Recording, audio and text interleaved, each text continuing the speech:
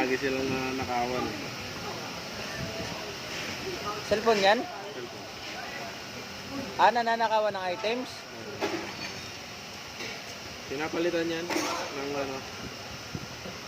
Kailangan lang may ebidensya ka na, halimbawa pag ganito may video, Oo. pagbubukas. Oo.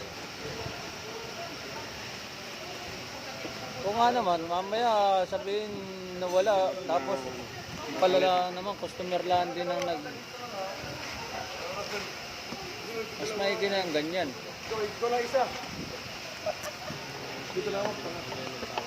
Nagpapalit, pinapalitan yan. Kaya yung Lazada, nagpapalit yan.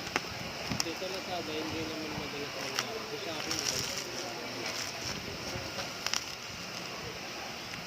Okay. Ito naman